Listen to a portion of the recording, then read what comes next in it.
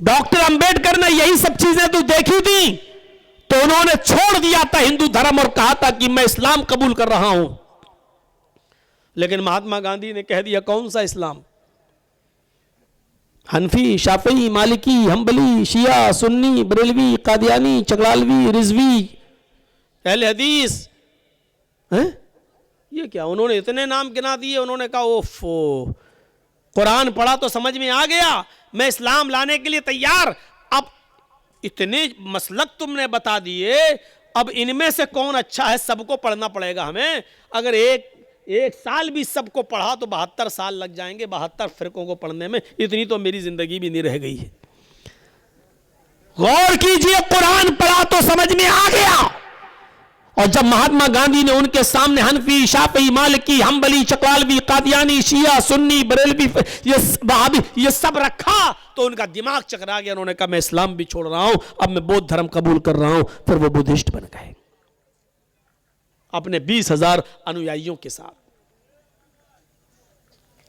मसावात का दर्स अगर देता है तो इस्लाम देता है। या अय्युहन्नास इन्ना खलकनाकुम मिन ज़करिन व उन्सा वजअलनाकुम शुऊबन व क़बाइल लितारफू इन्ना अक्रमकुम इंदल्लाहि अत्काकुम। आए संपूर्ण जगत की मानव जाति, आए सारी दुनिया के इंसानों, हमने तुम्हें एक ही मर्द और एक ही औरत से पैदा किया है। तुम्हारा बाप एक, तुम्हारी माँ एक, तुम सब आदम की औलाद हो, तुम सब हव्वा के बेटे हो, तुम सबका एक ही बाप है मनु आशु, और तुम सबकी एक ही मां है शत्रुपा हियुवती। तुम सब इसी मां के और इसी बाप के बेटे हो। ये कुरान ने सबको भाई भाई कहा है, सबको कहा तुम सारी दुनिया के इंसानों, तुम्हारा बाप एक है, तुम्हारी मां एक है। इन्ना खलकनाकुम मिन ज़करिन व उन्सा।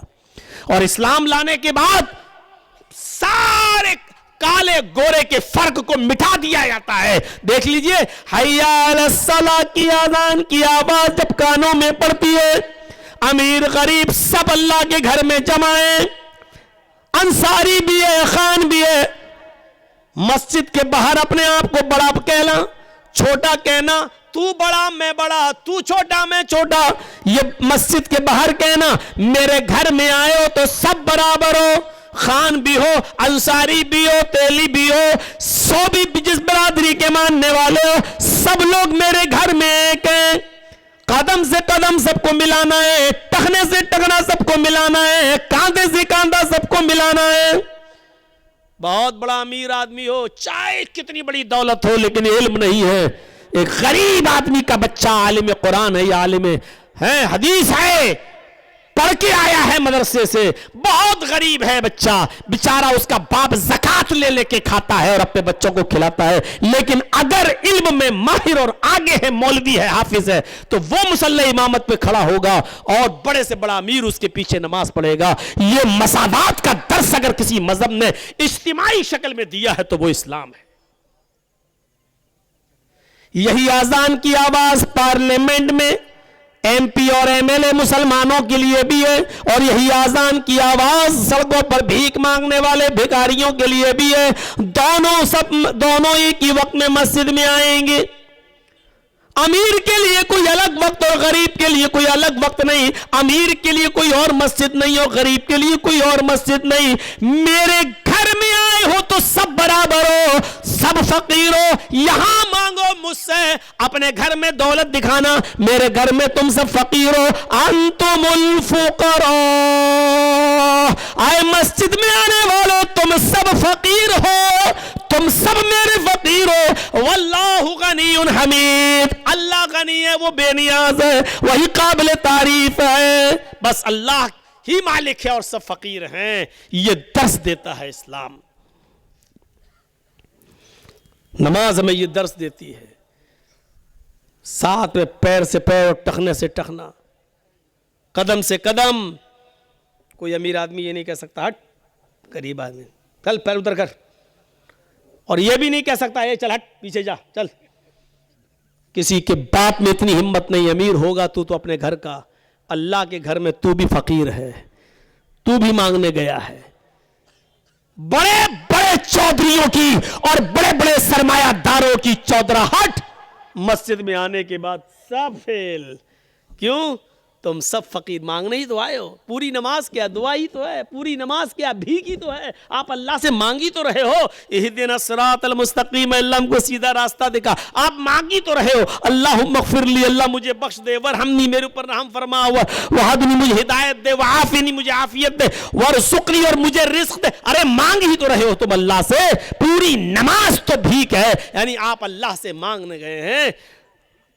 आप तो खुद साबित कर रहे हैं कि अल्लाह मालिक है और हम फ़कीर, और तुम किसी गरीब आदमी को भगाओगे।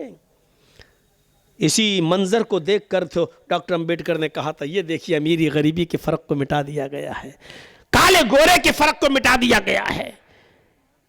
यही तो इस्लाम है, यही तो दर्स दिया है मोहम्मद रसूलुल्लाह ने। इस्लाम यही दर्स। हजरत उमर फारूक पेशाब कर रहे हैं और उनका गुलाम कहता हुआ चीखता हुआ निकला, ये अमीरुल मोमिनीन, अमीरुल मोमिनीन, अमीरुल मोमिनीन। हजरत उमर फारूक को नहीं देख पाया वो। अब अमीरुल मोमिनीन पेशाब कर रहे हैं, उनको गुस्सा आ रहा, कमीना अमीरुल मोमिनीन चिल्ला रहा, पता नहीं मैं पेशाब कर रहा हूँ, ऐसे कैसे उठ जाऊंगा।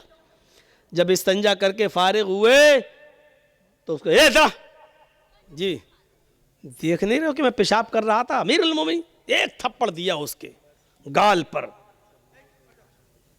हाँ बोलो क्या बात।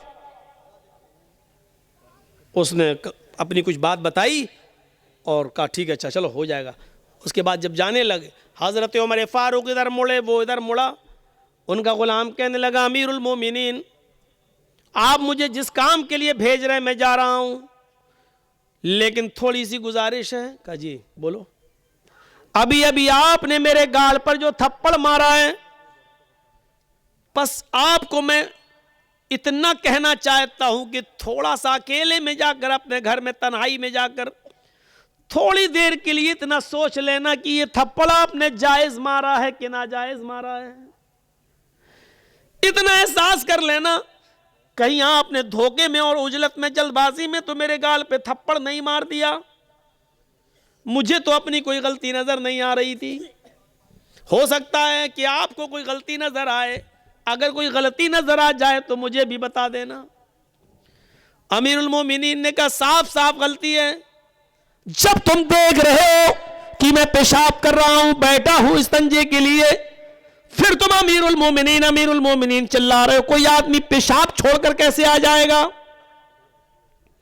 उस आदमी ने जवाब दिया, गुलाम ने, अमीरुल मोमिनीन, अल्लाह की कसम खाकर कहता हूं, उसकी इज्जत व जलाल की कसम खाकर कहता हूं, मुझे नहीं मालूम था कि आप पेशाब कर रहे हैं बैठे हुए। मेरी नजर तो आपके ऊपर पड़ी नहीं। मैं रोजाना आपके दरवाजे पर खड़े होकर अमीरुल मोमिनीन कहता था। आज भी मैंने कह दिया, ये सोच करके आप अंदर होंगे तो बाहर निकल आएंगे। मैंने घर के दरवाजे पर खड़े होकर अमीरुल मोमिनीन चिल्लाया। मैंने मुड़ के नहीं देखा कि आप इधर नाली के किनारे पर बैठकर पेशाब कर रहे हैं। मेरी नजर आपके ऊपर नहीं पड़ी, और इस बात को मैं अल्लाह की कसम खाकर बता सकता हूं, कह सकता हूं।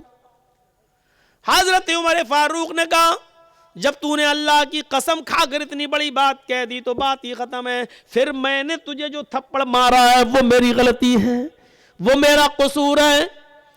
आए मेरे खादिम, तुम भी, ये गाल हाजिर है, और तुम भी जोरदार थप्पड़, जितनी जोर से मैंने तुम्हें मारा है उतनी जोर से थप्पड़ तुम मेरे गाल पर मार लो।